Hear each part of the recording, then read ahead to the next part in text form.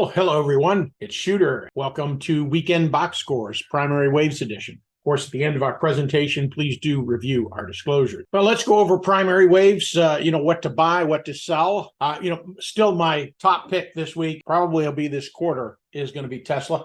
This $7,500 cash at purchase that IRS is restructuring now, I think it just gives us a tailwind here. That in addition to the strikes in GM and Ford, for the time being. And then, that question comes in with GM and Ford, how are they going to absorb those prices? And obviously that's going to push through into the cost of their vehicles. So I think Tesla just has an extreme advantage here. Right now, the count says primary wave three should come in around 339. As long as our trend support line here holds, we get a little pop off of that $7,500 credit coming into the first of the week, in addition to, what we were looking at prior to that.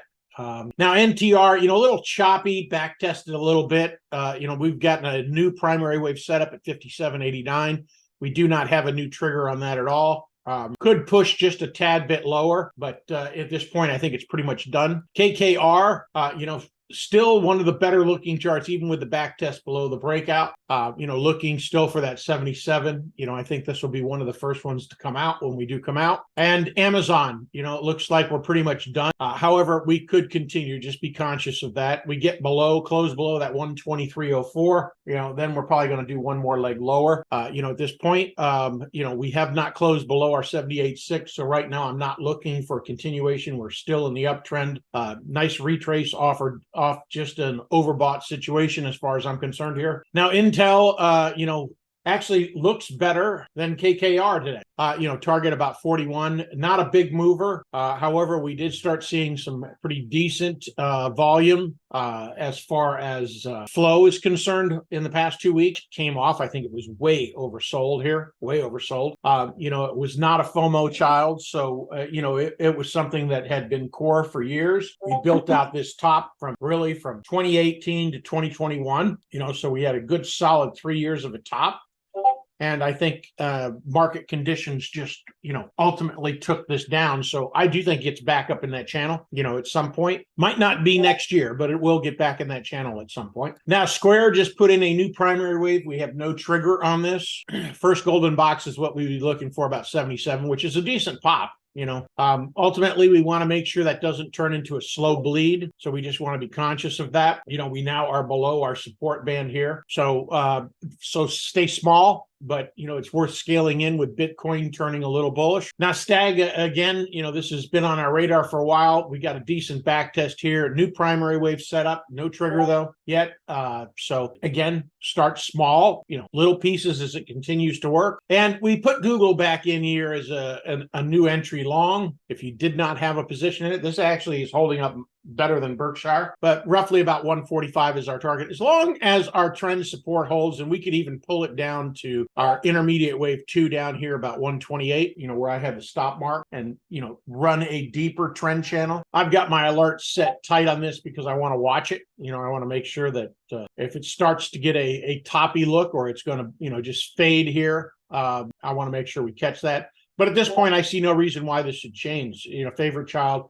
Something else I noticed too is that, much like what Microsoft did in monetizing some of their free services, my Google Drive, I'm about ready to start paying for that for the first time in history. So in my 60 years, I've never paid for Google Drive. I've never used that much data. Now I'm reaching the limits where I'm going to be required on a personal note. So I'm sure there's millions of other people that are in that same boat. So that's, I would suspect that helps in monetizing some services that were initially free with Google. All right, looking at Apple, I still kept a covered call on this one.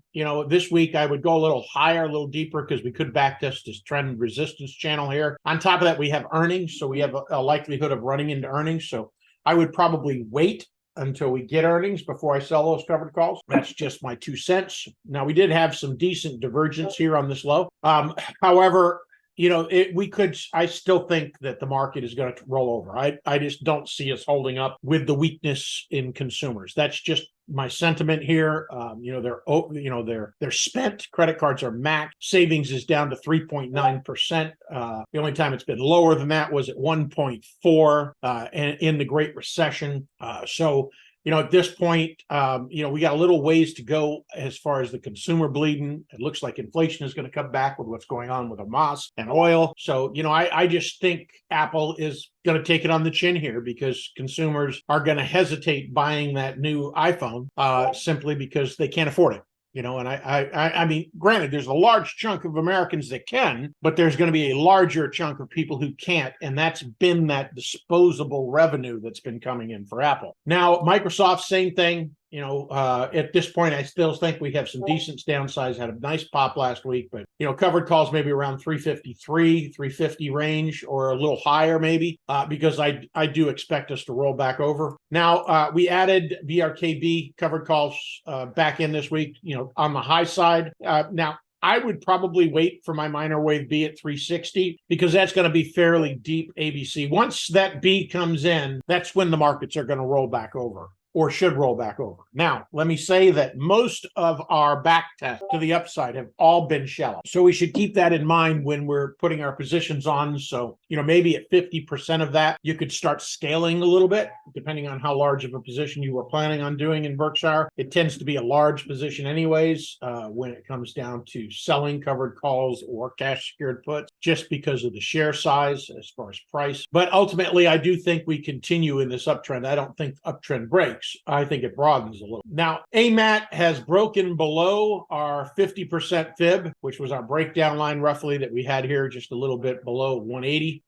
Ultimately our target, and I've got a monthly way the heck out on here because I wanted to express how deep the target is from here. We're down to maybe 116 when this does give it up. I would not hold covered calls on this one, only because you're going to take way too much heat owning the common shares. Even in a dividend scenario, it's not going to offset that. So now we're still deep enough on our target one at 143 to take, 150, 145, and maybe even some 155 puts. I would target first quarter, February, March. Would be my thought. Just make sure you give it a little room. If you want to go a little deeper, you could even go down to 135 or 140. I mean, they won't start paying until we get down towards that 145. So, ultimately that becomes more of a lotto, but they will pay better if all of a sudden we have a flush in these real estate stocks, simply because as rates climb, as we start seeing the rollovers fail. In other words, if someone like American Tower goes to the markets and wants to borrow money and they can't find it,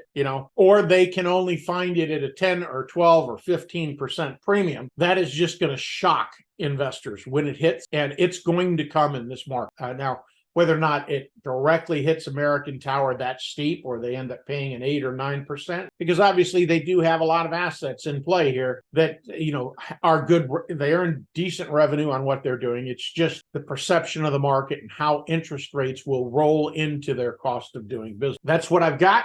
Great trading. Until next time, folks.